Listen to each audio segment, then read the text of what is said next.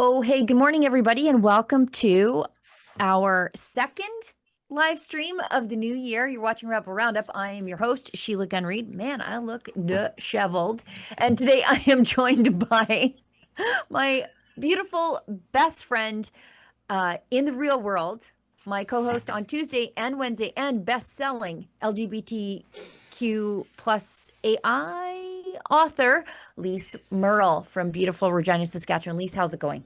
Well, greetings from Saskatchewan and Happy New Year, Sheila Gunn Reid, and Happy New Year, Canada. We are off to a real fast start. As you know, the news never slows down. We have a packed lineup for the show today. But over the Christmas holidays, it gives us all a break to get around to all those stories that we sort of heard about in the year, and it fell down a Yeah. couple story rabbit holes, and it was a real good breakaway. Yeah, it's not that I ran out of things to do. That's not who I am. If I ran out of things to do, I'm going to invent things to do. But I was ready to get back to work yesterday, especially since Trump is uh just black bagging narco terrorists and then parading them in New York City in front of their socialist compatriots. So I had a lot of things to say, and I'm glad I was able to get some of them out of my Yes. system Yes. with David Menzies yesterday. Uh, I have this new chair. I don't know how I'm supposed to sit in it.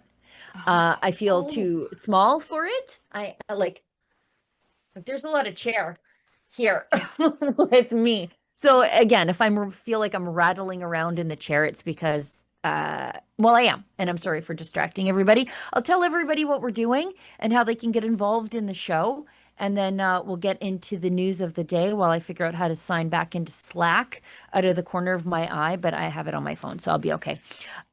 If you are watching us on Rumble, thank you for supporting a wonderful free speech platform. If you want to get involved in the show, support the work that we do completely willingly because, unlike so many in the media ecosphere, we never take a penny from the government to do the work that we do. How could we? I mean, we would betray all of our values if we did. So we rely on you to support us. So if you're watching us in Rumble, you want to get involved in the show and you want to see me read what you said, you can leave a Rumble rant. If it's over the $5 US cutoff, it is obligatory for me to read it on air. Now, if you're watching us on YouTube, just quick reminder, that's still a censorship platform, but hey, we're remonetized over there. We're going to ride that for as long as we can. If you want to leave us a chat over there, their paid chat is called a super chat. And if you missed the live version of the show, but you still want to help us out, you can leave a paid comment called super thanks. That's their paid comment. So all that said, those are all the rules of the show. Let's get into the show. We've got Pierre Poilievre. I think this is posted to X. Must remember that for those of them, like for the commentariat, I don't know how to describe the Mm. mainstream media who are like siding with the narco terrorist to own Trump. Yeah. Uh, Iveson, I'm looking at you. We must recall that Poilievre is married to a Venezuelan refugee. So he's got a He has unique a he's perspective on he's this. got a unique insight into this entire thing that has been and that's being ignored by the mainstream media in Canada. Yeah. Go on. What did he say? He says, again, I'm struggling here. Oh, Oh, here, hold great. on. It just ran away on me. I can Uh, I can grab it. I begged Olivia for 30 seconds. She said, "Are you guys ready?" I said no, but she ran the show anyway. Okay, I've got it.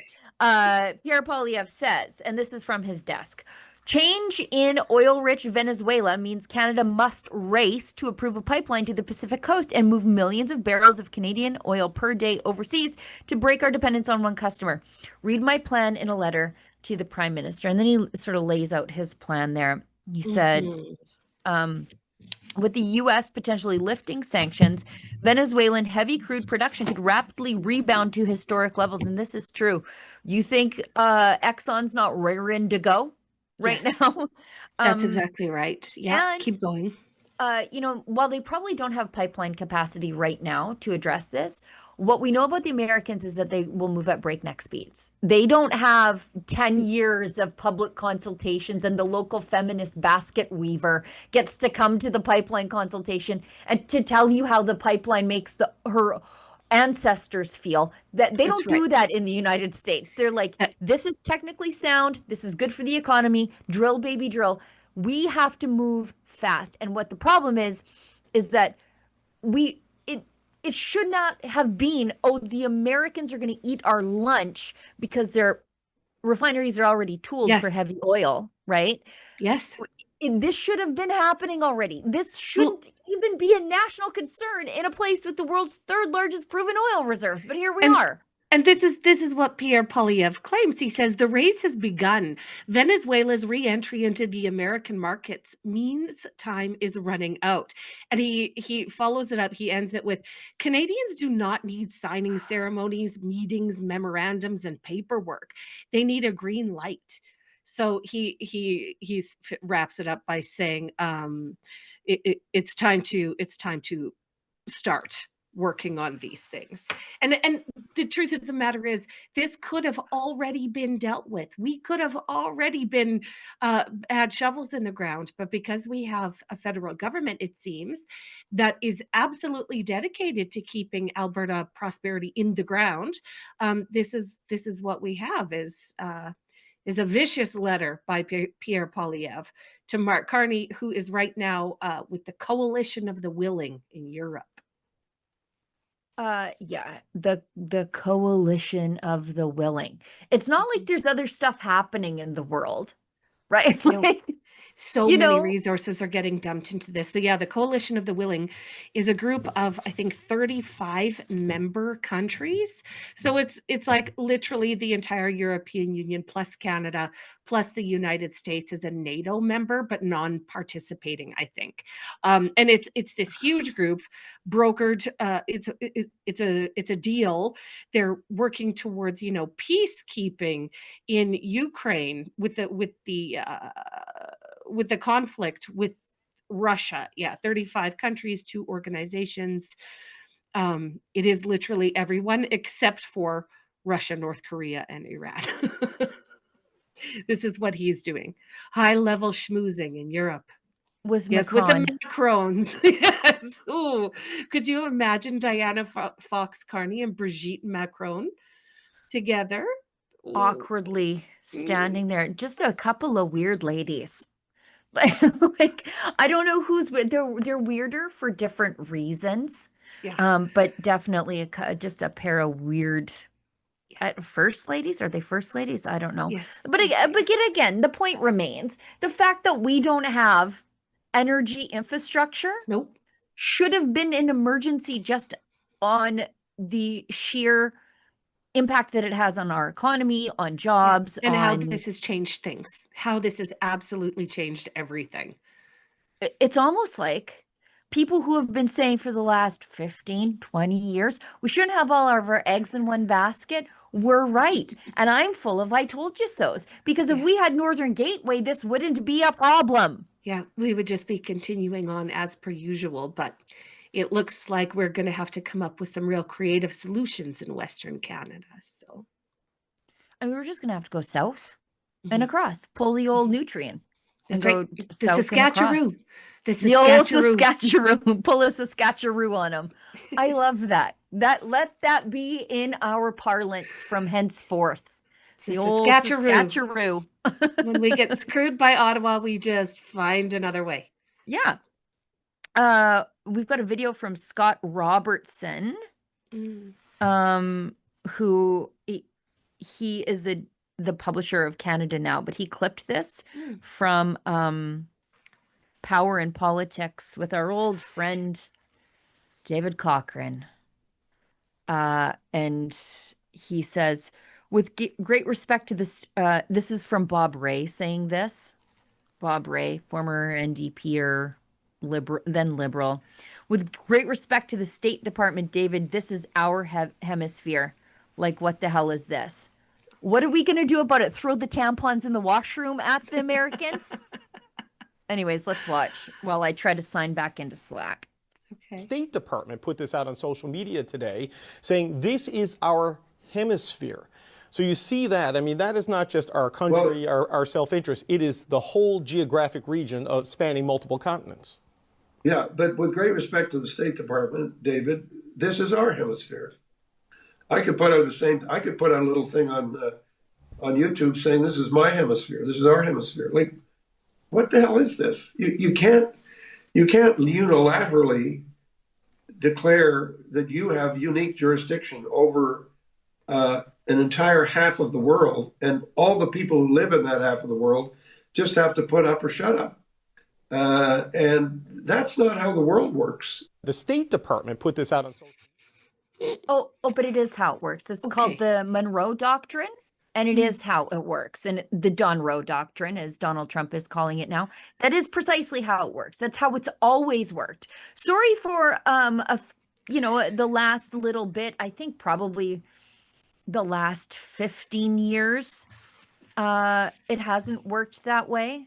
But it is how it's always worked. In fact, for a time, snatching South American dictators was a national pastime in the American government. So just think of all of them, like Nicaragua and Panama and Chile and the South American politics that happen here. But I love that he's like all outraged. He's like, how dare the Americans say this is their hemisphere? How dare they? Well, okay, Bob, first of all, America has 128 major military bases across the world, and thousands and thousands and thousands of military installations that guard us, mild Canadians, from Chinese and Russian aggression. Okay, the only thing that is keeping the Chinese and the Russians, it sounds so stupid saying it, being from Canada, and we have been infiltrated, but I'm talking on a military scale, is the United States. So yeah, they get to talk about the hemisphere. We share the hemisphere. This is the North. This is we're talking about the well-being of the North American continent. Continental supremacy. This is what we're talking about. Oh my God. I still can't get back into Slack. Oh, okay. Okay. No, it's okay. It's okay. We're still good. But yeah, like Bob Ray. Well, we could say the same thing. Could we, Bob Ray? Have you looked at our military? Let's quickly go to that Tamsin Waterhouse military. The lady crying. Or the head of the military crying. Olivia, maybe you can find that. I feel very regal, all laid back in my chair. But maybe we could find that, because I want to show you, this is the lady in charge of our military, and then look at that stone cold stud, Pete Hegseth. Yes. The lady bawling her eyes out, and then there's Pete Hegseth saying, you effed around, now you found out. Okay? So let's just show who's a side by side, if we're able to. Olivia, sorry to put you on the spot. I can't even see if you're responding. There we go. Okay, here's the leader of Canadian military. Yes. Okay. Go. I apologize to every CAF member, veteran who experienced racism, discrimination, and harassment. I can't. And I acknowledge we failed you. I apologize to every CAF member. Palate cleanser. Show us Pete Hegseth. Just now, a little. Do we have Pete Hegseth? Oh, I would Mr. FAFO. Let's start the new year off on a real good footing. Watching Pete if Hegseth. We were able to find the Secretary of War, the big dog. By the way, if anybody had any doubts that he was qualified for the job, I refer you to Saturday. Okay, this is from the press conference, and this is one of the most incredible 27 minutes in new sound bites, 27 seconds in sound bites that you will see. Oh, this is when he talked about people being too fat. This is not the one I want to see. I want to see the press conference that he did at 11 a.m. Mountain. I will never forget it because I was on my couch waiting. It was 11 a.m. Mountain on Saturday after they black bagged a narco-terrorist in his bed and killed 32 Cuban narco-terrorist protectors, and then put him in a Nike tracksuit a la Heaven's Gate cult and Don't put him on. perp walked him. Perp And walked then him. put him on the USS Iwo Jima and then perp walked him into a facility in New York City after by the way, flying over top of the Statue of Liberty just for spite, to show you what this is all about. And after blowing up Hugo Chavez's tomb just for funsies, because you can. That's who the Americans have. So I guess more to the point is, Bob Ray, is it really our hemisphere? Is it really ours, or is it theirs? Because I think it's theirs. Yeah. Yeah. Do we have were we able to find the press conference, the Pete Hegseth press conference? Okay. Maybe. Yeah, let's watch. Nicolas Maduro got to meet some great Americans wearing night vision goggles 3 nights ago. He didn't know they were coming until 3 minutes before they arrived. In fact, his wife said, I think I hear aircraft outside. They didn't know. You know why? Because every single part of that chain did their job. And they did it flawlessly. Oh, that's it, isn't it? It's the one in the press conference with Trump. And I could find it if I could get signed into my computer, but nobody gave me 30 seconds before we started the show. And he basically said, you effed around, now you found out. And so we've got our head of the military just bawling her eyes out. Can't even get a statement out. And Pete Hegseth is surgically extracting narco-terrorists from their bed at night and just leaving their empty slippers behind. Just with a butterfly net. Oh, where's the narco-terrorist? Oh, there you are. Yeah, I'm going to get you. I'm going to take you over the Statue of Liberty. And here we go. Oh, yeah, I think this is it. Okay. And so, yeah. Anyways, I love his suits. I love his tie. I love everything. I love his entire aesthetic. His, his Crusader cross tattoo. I have that on my hand. Everything about this guy. So I guess we'll watch this and then we'll ask Bob Ray again. Could we say this is our hemisphere after hearing from this fella? In the middle of the night. Nicolas Maduro had his chance, just like Iran had their chance. Until they didn't and until he didn't. He effed around and he found out. President Trump is deadly serious about stopping the flow of gangs and violence to our country. Deadly serious about stopping the flow of drugs and poison to our people in the middle of the night. Anyway, so Nicolas Maduro. Is it our hemisphere or is it his? Is it? Like, are they just defeating the bad guys? Are they just defeating the bad? I think this more has to do with Bob Ray's discomfort at maybe being a target of Donald Trump's attention. Well, you kind of earned it, guys. You kind of earned it. Also, I brought this up with David yesterday. When I see what the American military was able to do when it was actually allowed to do what it has the capacity to do, it is an astounding force. Yes. For good. And I know that if Pete Hegseth were the Secretary of War when they withdrew from Afghanistan, it would not have gone the way that it did. That was such a debacle from start to finish, that entire withdrawal. Yes. Yeah. So anyway, is it our hemisphere, Bob Ray? Could we say that? Because I don't think thousands we can't of military get a pipeline built.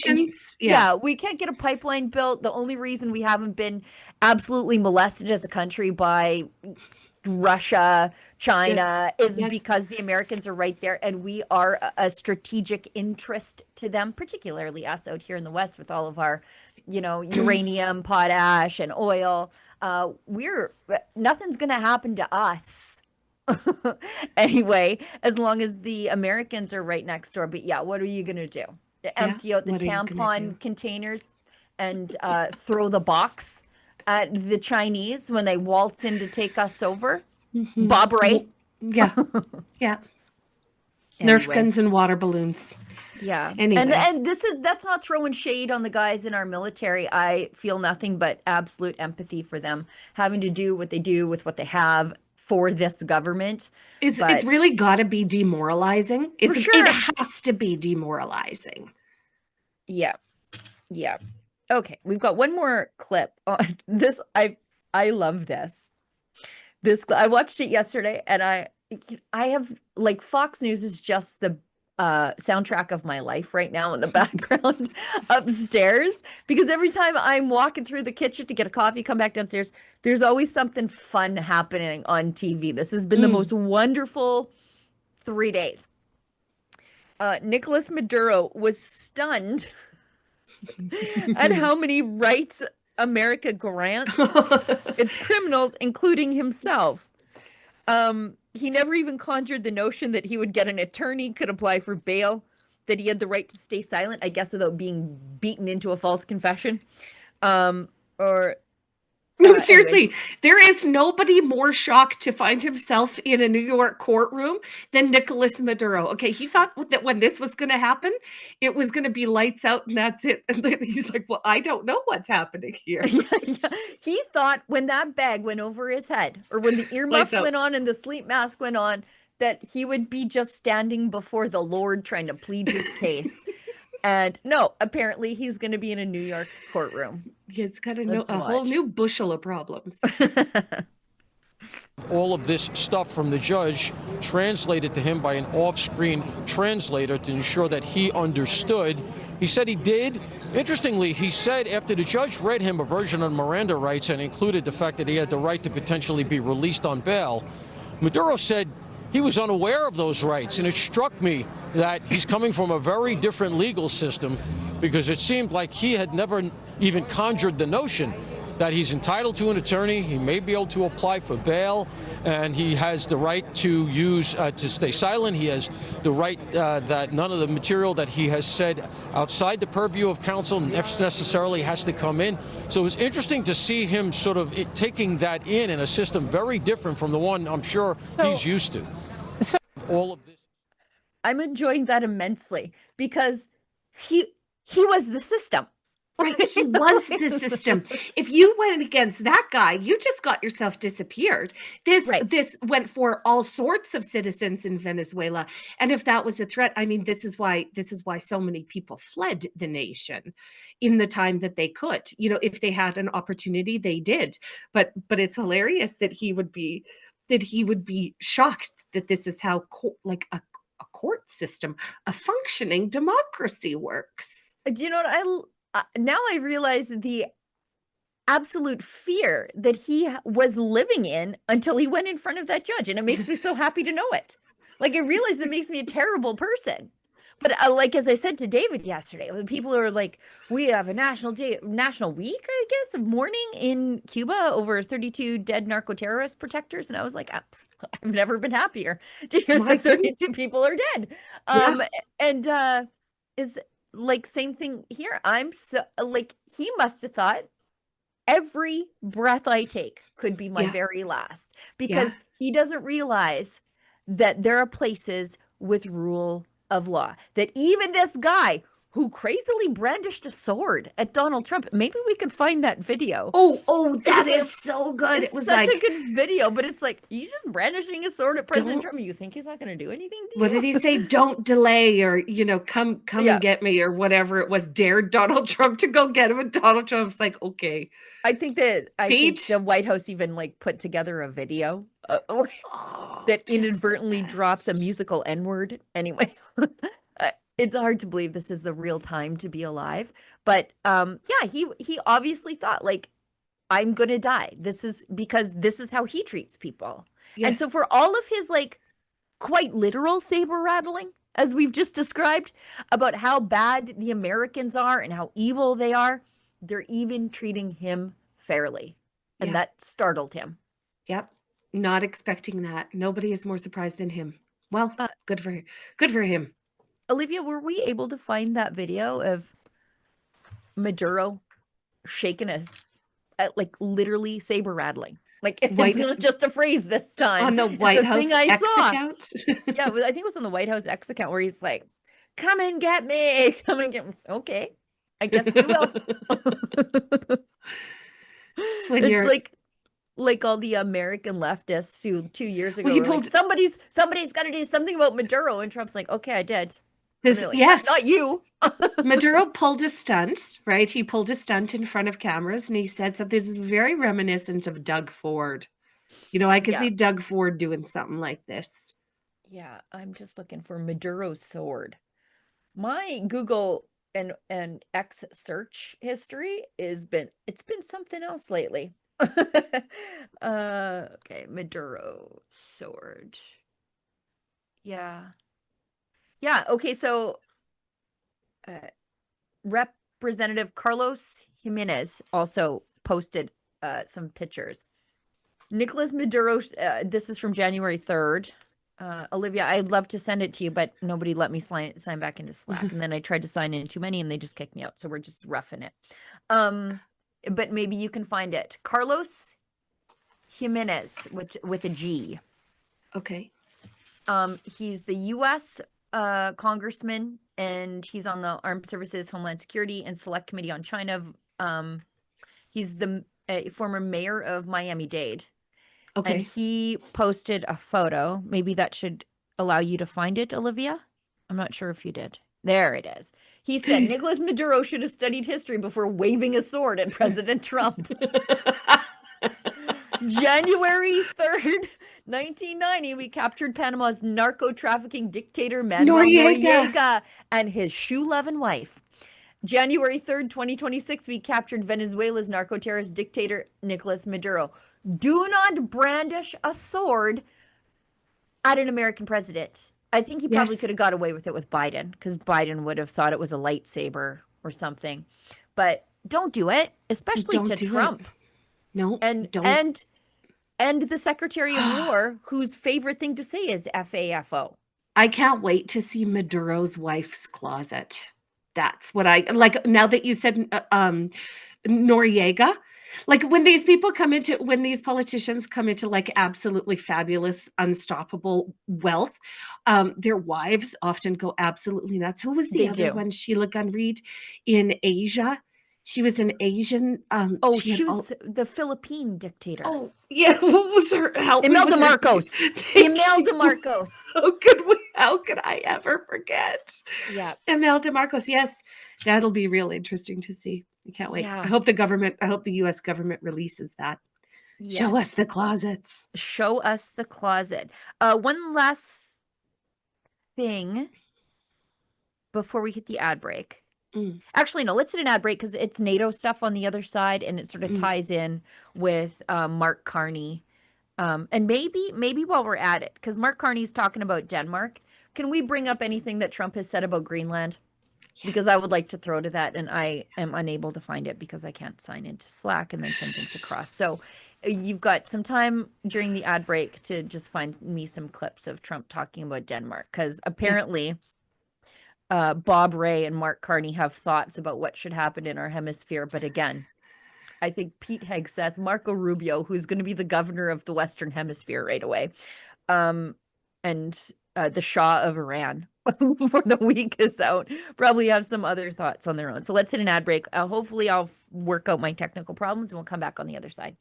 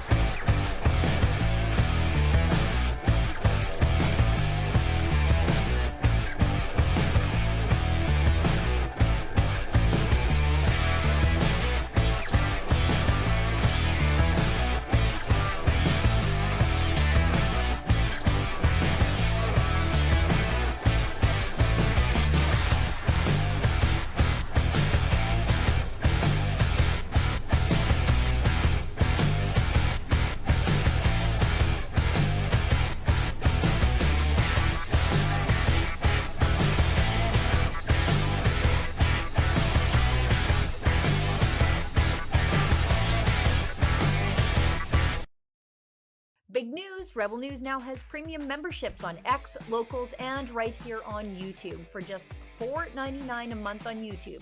You'll get loyalty badges, custom emojis, and access to members-only chats during our live streams. At $8.99 a month, you'll also unlock Rebel News Plus shows and our documentaries. But here's the catch.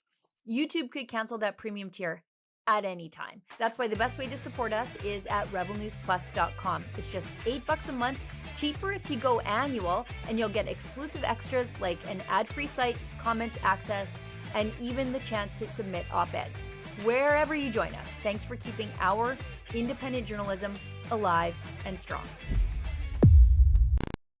Gun bans make great distractions. Trudeau may be gone, but Carney has picked up his same rhetoric. We will quickly, and I mean quickly, reinvigorate the buyback of... Hunters, collectors, competitors, and defenders of tradition are still being targeted, while criminals run wild under Liberal policy. But we are fighting back. Join us, Canada's National Firearms Association, in defense of freedom. Canadians know the national anthem. They stand in silence to remember those who died for this country. But not every Canadian knows their rights and freedoms. The Freedom Passport will change that. It looks and feels like a Canadian passport, but contains the Canadian Charter of Rights and Freedoms in a portable, easy-to-read format. The Freedom Passport. Order one for yourself and for all the freedom lovers that you love at freedompassport.ca. All right. So Carney, as you know, has jetted off to have his little bromance with Emmanuel Macron and his weird wife and other things. Okay,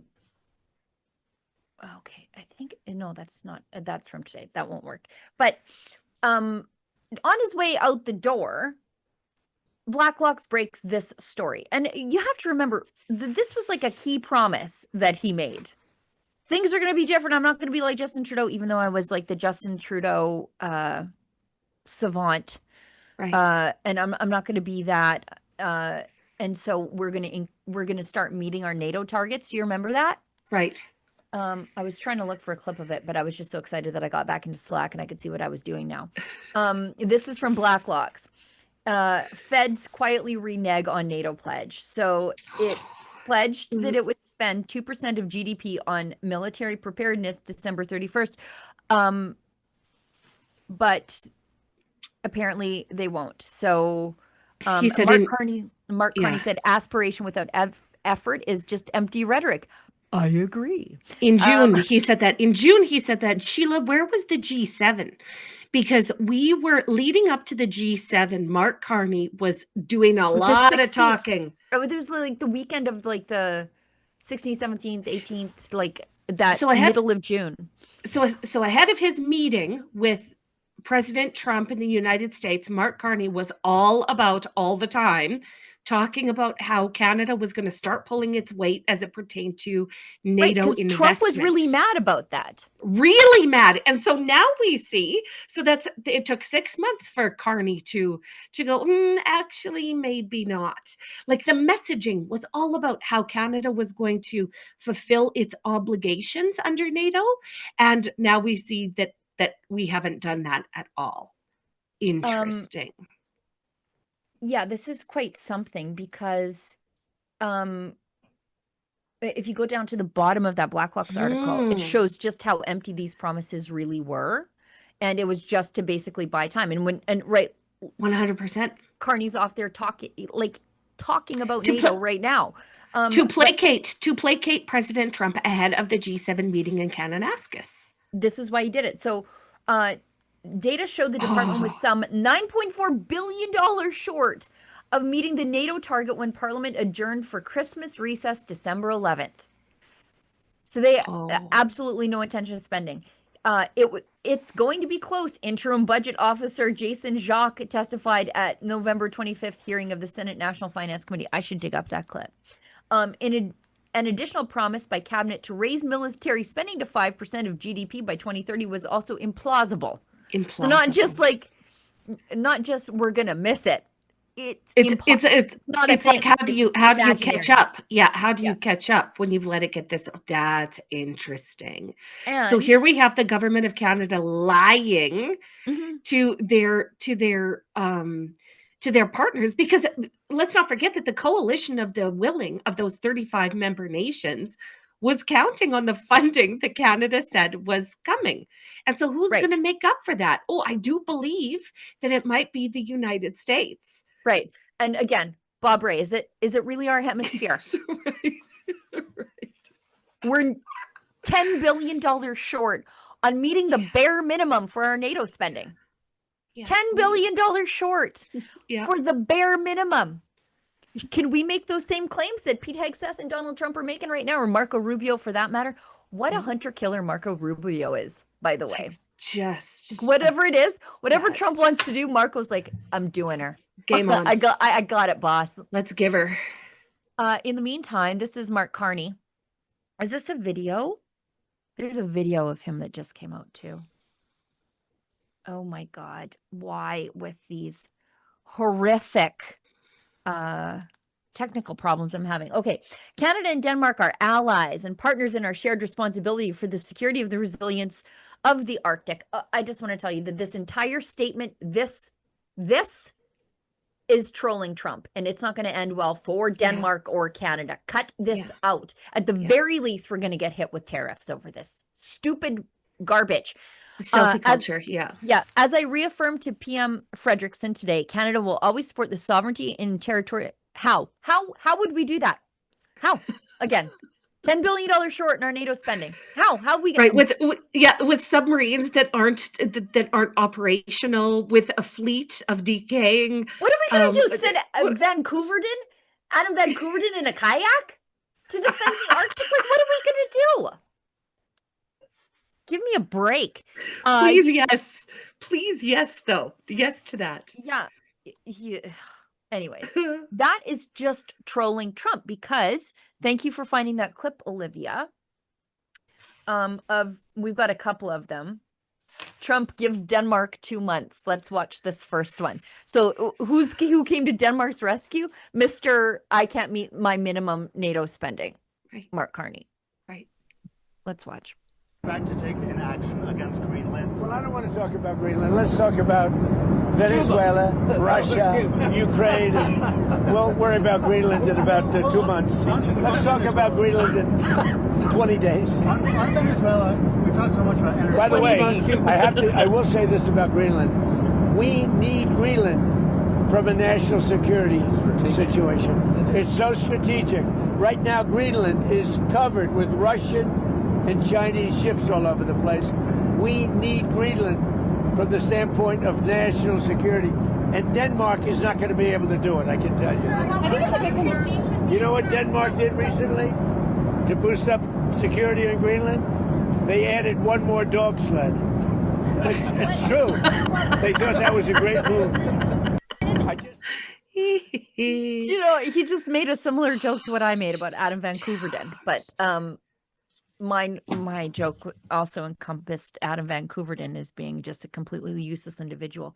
I haven't seen Lindsey Graham that happy in a long time. Like, what an absolute roast that was. Just beautiful. Denmark, like, try harder. What did he say? Let's talk about Greenland in 20 days. 20 days. He started off with 2 months, and then now he's down to under 3 weeks. He got down to under 3 weeks in about 90 seconds.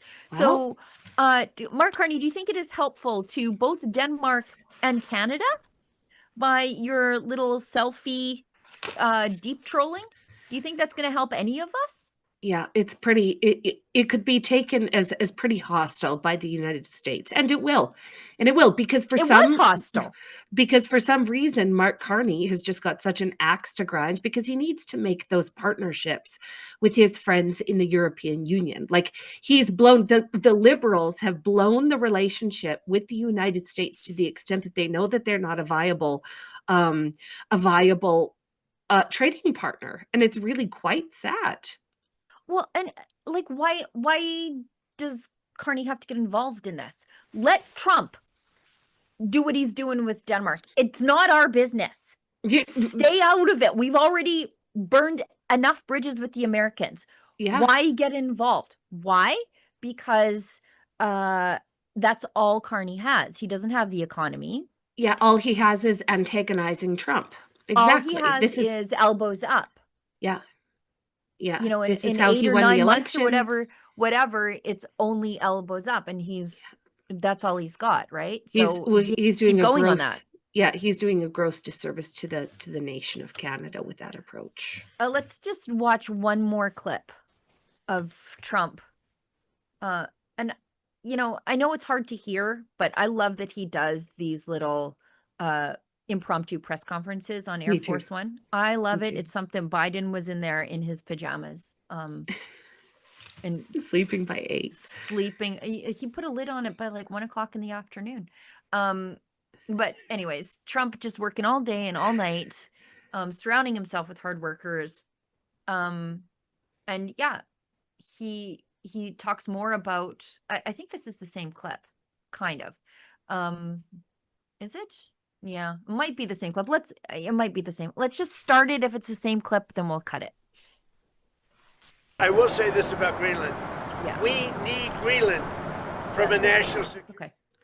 It's the same clip. It's okay. I think there's a Mark Carney clip out there. It's a video of him, and he's talking about Denmark. I'm going to see if I can find it. But let's show this clip of did we already show this? This clip of Macron bringing together the coalition of the willing in Paris today. Canada and France are strong allies and partners, and we're working relentlessly.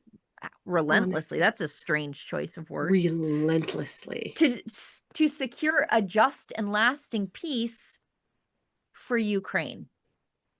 Just a fancy opportunity for a selfie. Like, look at the guards in the background with their armor and their feathers and their, like, this is not a you know, an impromptu meeting. My goodness, the pomp and circumstance. Yeah. What is this? I think I might have found the anyways, it doesn't matter.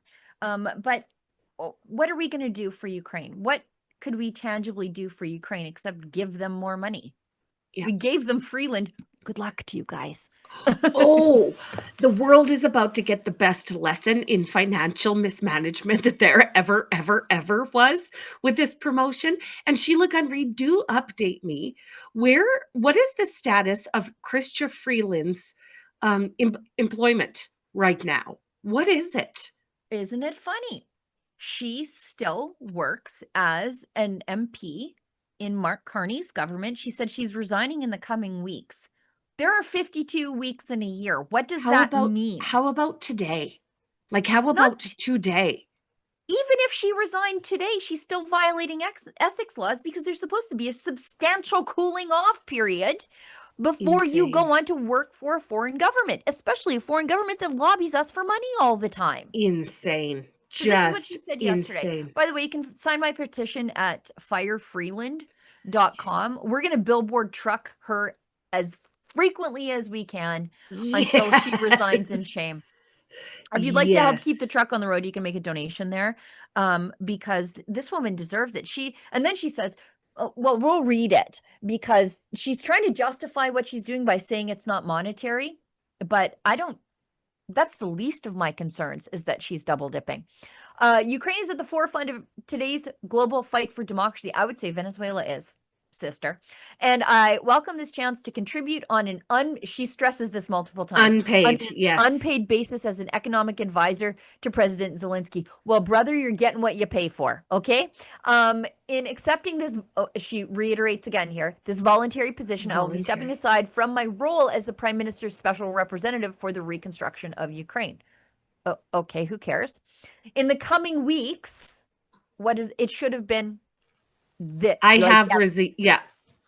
will also leave my seat in Parliament. They're trying to make it so that they can pull looks like there's at a preferential time to hold the by-election, because they're trying to beg, steal, and borrow away to a majority, and they're going to be down one now. Mm-hmm. I want to thank my constituents for their years of confidence in me.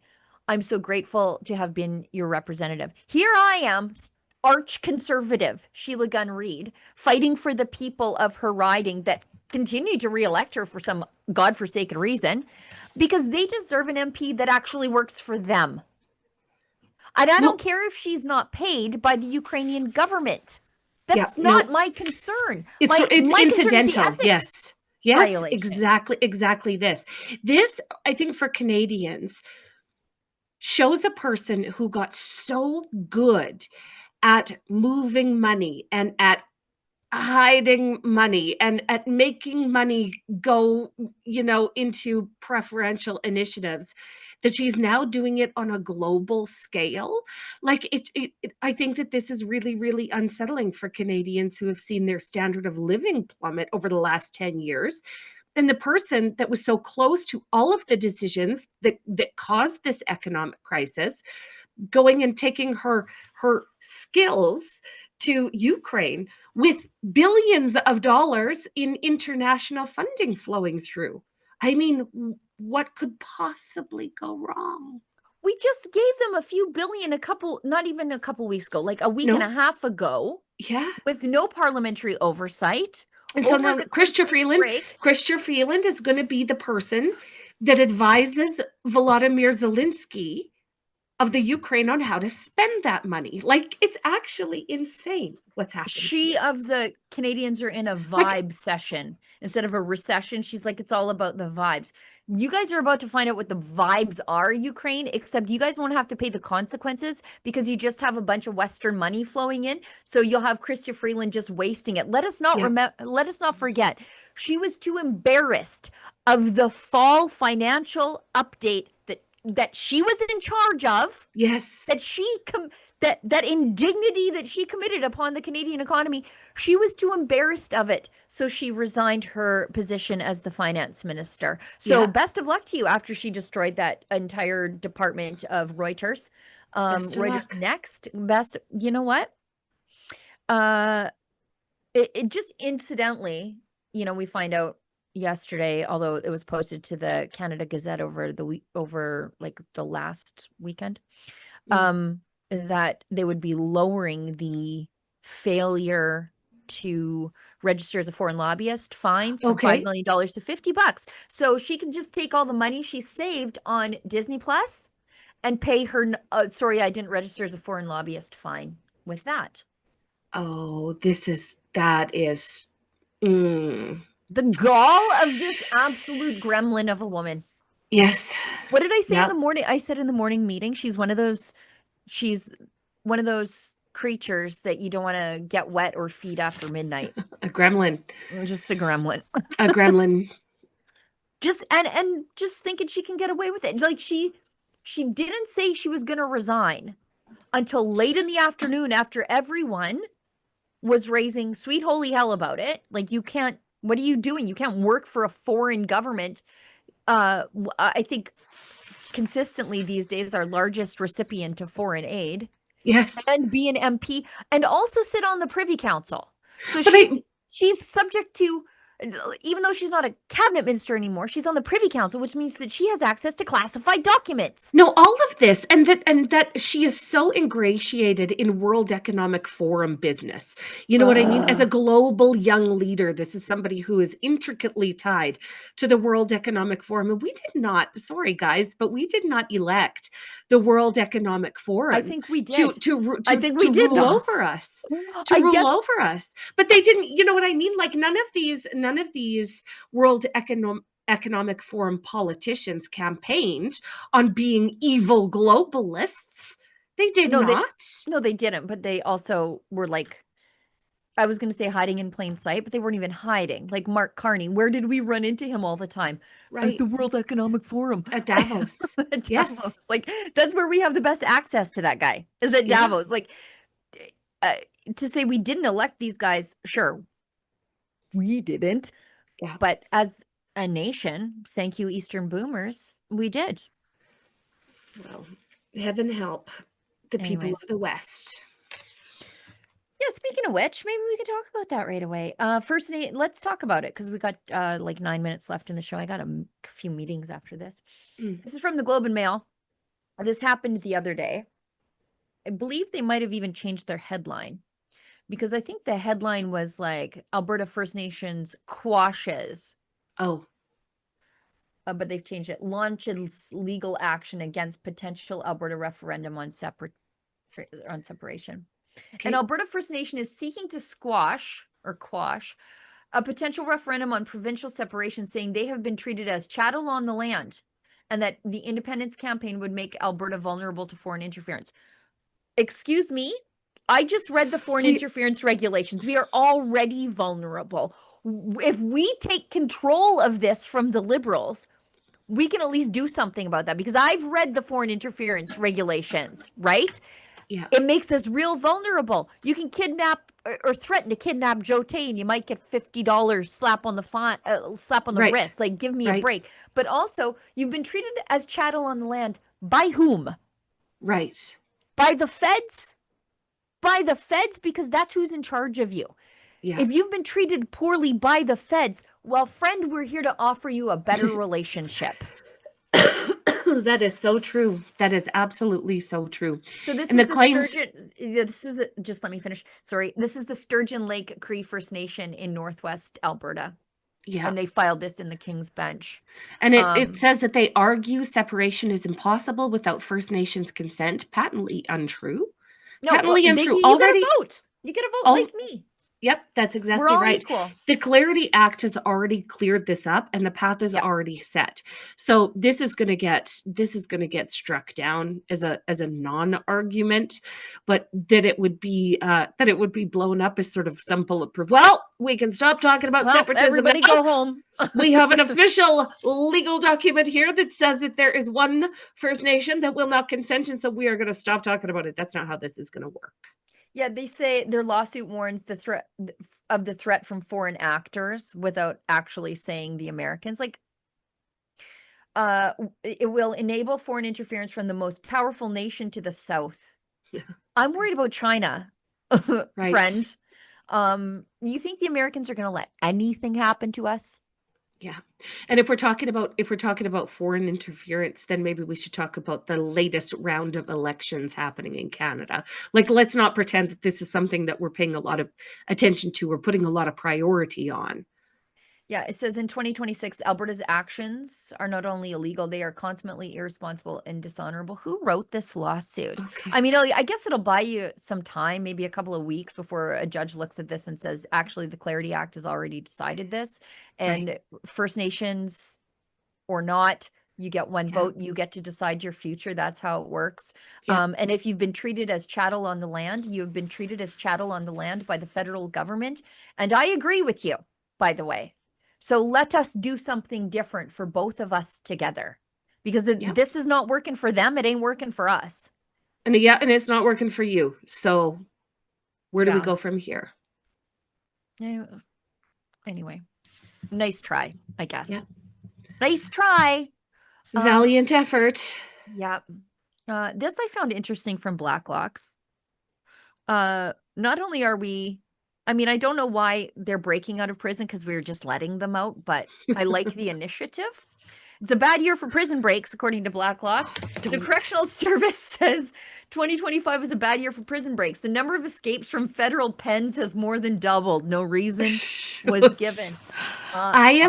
Okay, well, I would like to see the DEI numbers on the hiring quotas of the prison guards and the administration. And I bet you there's a strong correlation to prison breaks and DEI hiring practices. 1 billion%. So whether those employees are under the disability umbrella or the woman umbrella or the rainbow umbrella or any other kind of DEI structure that exists there, of course it does. But I just want it to be known, okay, that if I ever found myself in prison, 100% of my brain space would be dedicated to trying to find ways to break out.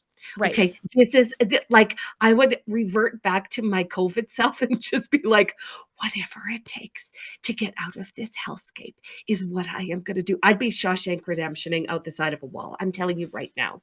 I want to tell you that I would be droning vapes into you every day, and not for your mental health, but for the health of the people around you. It's an act of love. It's an act of love. I don't need you convicted on the inside of assaulting a guard. Like, I want you out with me where you belong. And so if I have to drone some vapes in for you, if you're ever picked up on having a little too much to think, I got you. That's so funny. That's so funny. Okay, well, in imaginary land where this happens, I would really, really appreciate that. Thanks. Yeah. There were 19 escapes. Wild. This is also there were 19 escapes. There were 7 incidences at healing lodges. Oh, okay. And there's classified as walkaways. Walkaways. You just walk away? How is that even a thing that's allowed to happen when you're in custody? Like when you're in federal custody, how is it that we are allowing people to just walk away from federal custody? It seems counterintuitive. I remember just over the Christmas break, I'm just going to drop this in the Slack channel. There was like a spate of walkaways. Is that what we're calling it now? Over the Christmas holidays, you mean, Sheila? Yeah, and they were from healing lodges. Show me the staffing vacation schedules over the holidays versus the amount of inmates that walked away. Show me the vacation schedules of the people guarding the healing lodges. I want to just show you. Guaranteed, it's healing lodges. It was just people were just releasing themselves for the holidays. Here we go. Charmaine, go back. Charmaine Louis Cryer, the Buffalo Sage Wellness House. She looks friendly. She looks friendly as hell, doesn't she? Although I'm not winning any beauty pageants, and find me on a Saturday morning at the Pinoca Stampede laying on the grass wishing I was dead. So I can't with a jar of pickle juice beside me trying to heal myself from what I've done. So I have had my bad days too. Listen, my mugshot would be nothing to write home about either, but oof, she just up and walked away. And then this is from the Correctional Service of Canada. Shelby Crane has escaped from the Stan Daniels Healing Center in Edmonton, Alberta. Okay. Look at this. Yep, he looks. So this is 5 days ago. So she made a break for it on December 10th. Then his was 5 days ago. And then I saw this from Juno, because we're not allowed to notice patterns these days. But was it Stan Daniels has had 7 escapes since 2024. Searching for a convicted manslaughter offender who escaped from minimum. That was the last guy, Shelby Crane, I think. But he's manslaughter. So why is he at a healing lodge? Excuse me? Why is this happening, Canada? Well, we all know why this is happening, Canada. Anyway. It's because we have a 2-tier justice system that treats some criminals just with a lot of latitude. He has multiple tattoos. In case you guys are looking for him, he's got multiple tattoos, including a Crook and Castle logo. Honestly, why? Don't get brand names tattooed on you. I say this as a very tattooed lady. What was it? Sorry, what did he have tattooed on him? Crook and Castle. What's that? It's like a... I don't know. Okay. Yes. And Medusa on his right forearm, Marlene on his right hand, Marilyn and Maya on his right upper arm, a flower-themed sleeve with a lotus, and Michaela, you know what? That spelling is a crime, on his left arm, and S on his left hand, and a cross on his left wrist. He's serving a sentence of 10 years, 6 months, and 9 days for manslaughter, including a firearm, possession of a weapon for a dangerous purpose, and obstructing a public or peace officer. Why was he at a minimum security healing lodge? Wow. I think we know why. We're not allowed to notice patterns. Yeah. Okay. Anyway. Because, well, yes. I hope he gets sent to a healing lodge. It'll be easier to deliver the vapes. It sounds like a holiday camp. If you think about, like, if somebody said you're going to go away and get in touch with your ancestors, I'd be like, right on, this is actually going to be the best time of my life. Right, I could use the break. I miss my ancestors. I should take my phone. Take my phone. I need the break. We've got just a couple more things on the list. RCMP investigating logging equipment fire on Vancouver Island. This was kind of funny because maybe we can bring up the article. Okay, so logging equipment fire at Vancouver Island. Before we go any further, scroll back up. I don't want to give away the story. Who do you think did this? The local cryptid, but tell me. No, it's not the local cryptid. I wish it were the local cryptid. I would be there in a heartbeat. I'd be on the next flight. If logging equipment is attacked on Vancouver Island, what group of ne'er-do-wells are responsible?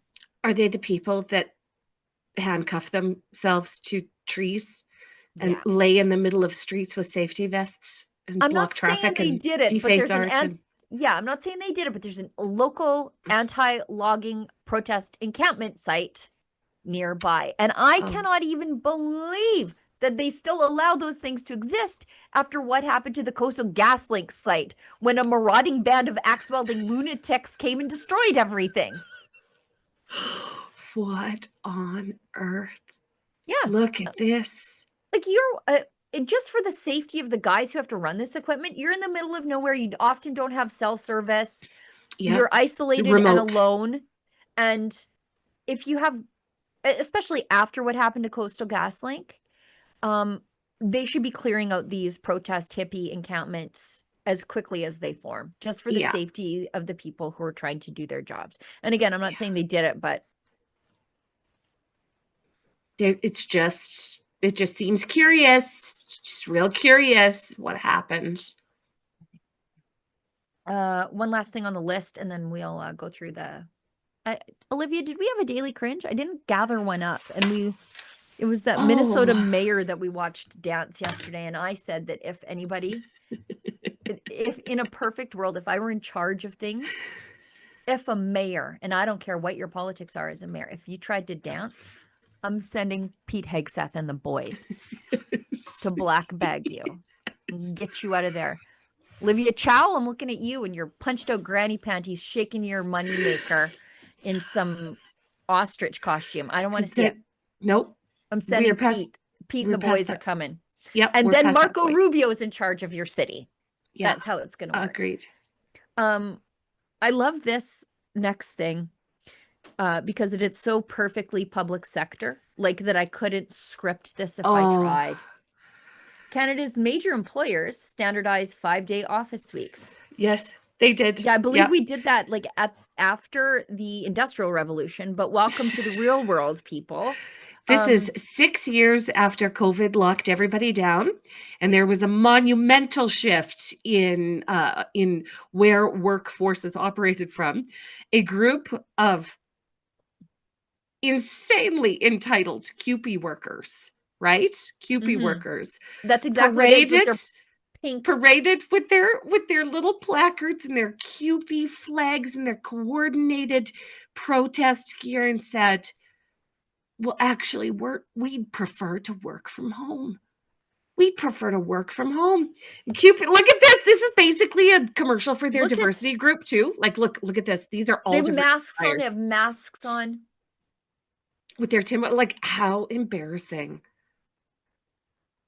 Yeah, this is the DEI office. Like, this is the people that are redundant. Make them redundant. But as we know, Ontario has a humongously complex DEI framework or a blueprint that they work through.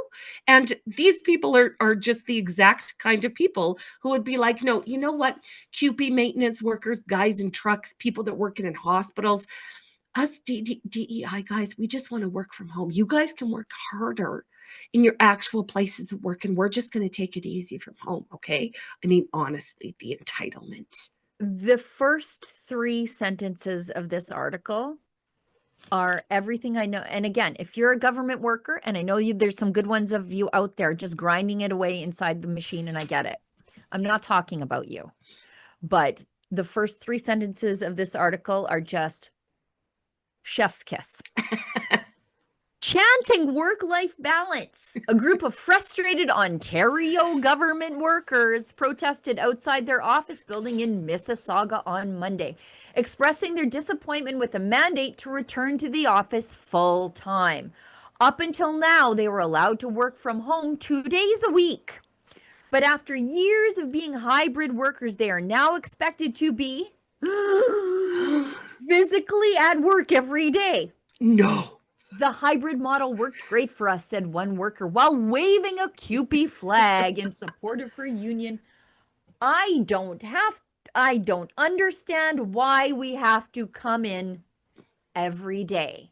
Because it's your job. Because it's a full-time job, lady. That's exactly right. You want to live the life of an entrepreneur. You want the freedom to be at home and do, run your own hours and do whatever you want. Welcome to the life of an entrepreneur.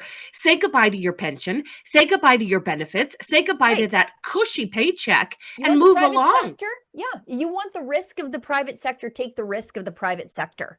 But your job as a government worker, in payment for that salary, those benefits, all of, and your pension, yes, in exchange for that, yes. This is capitalism, sister. You get this, you show up and provide your labor in the building that your employer tells you to show up in. If you don't like it, guess what? You're not an indentured slave. You can go do something else. Yep, you can absolutely start your new career in whatever DEI consulting you want. Also, good luck getting another job because of all the temporary foreign workers. So maybe you should just buck up and show up. Yeah. Yeah. Anyway, I found it's not really a daily cringe. It's just the best of Trump. I'm here for it.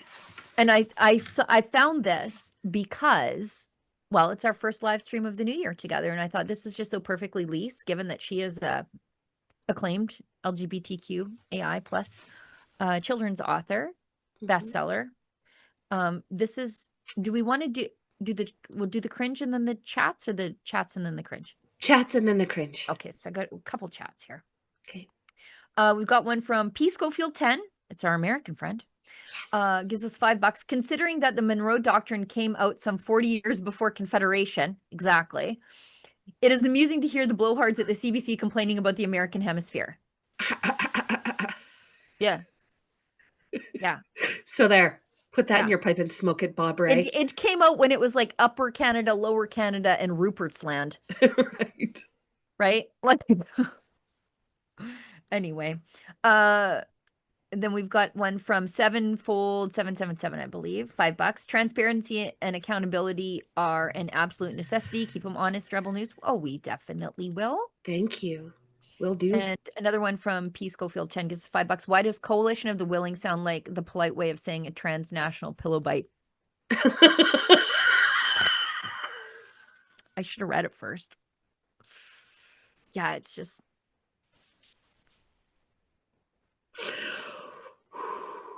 Yeah. Yep.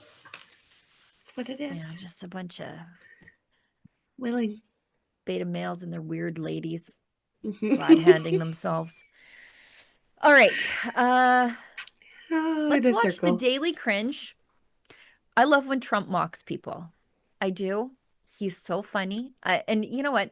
One of the greatest crimes of the Democrats, and there are many, is taking this man away from us for 4 years. I'm trying to imprison this funniness. Yes. And before we watch it, let me apologize for my shortness with everybody involved as I suffered through technical catastrophes earlier in the show.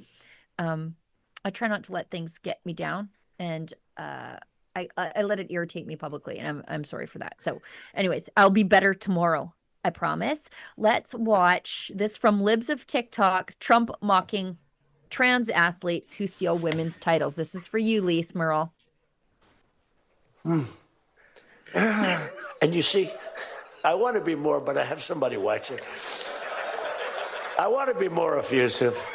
I want to really, But she gets it, and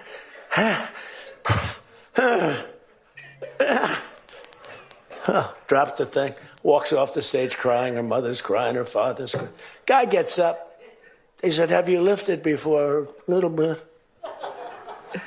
And he walks up. Bing. He could have gone ding, ding, ding, ding. I think it was 112 pounds, huh? It's crazy. So he's... It's crazy. It is crazy.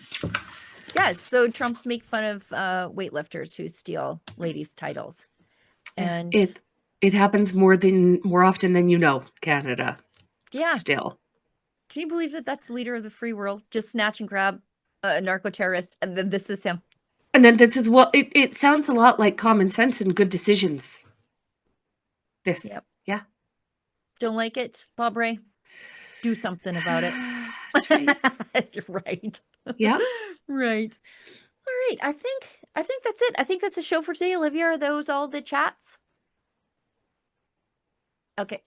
All right. Sorry for being a real pain in the ass to everybody earlier in the show. Olivia included. Thank you for bringing up all those things that we called for, and I will be much better tomorrow. Lise, I'll see you tomorrow. Tomorrow is Wednesday, which means that we have the Buffalo panel on Western Wednesdays. Maybe we should get Michael on. Yep. He's got a new book. Let's get him on. I'll text him. Yeah, please. Let's do that. And we'll see everybody tomorrow. And as we have been saying on the show here, if you find us offensive, maybe don't find us at all. Oh, hi, it's Ezra Levant here in Toronto with an important message because we need your help.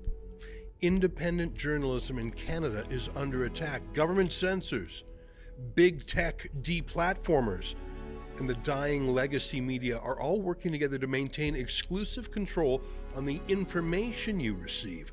They don't want you to hear other voices like ours, and they really don't want you to be informed and to think for yourself. That's why the work we do here at Rebel News is so important. Our on-the-ground reporting, independent news shows, and special content you won't find anywhere else. It's all designed to give you trustworthy information and alternative viewpoints so you can decide for yourself. We don't get government money, and we are not owned by some big global conglomerate.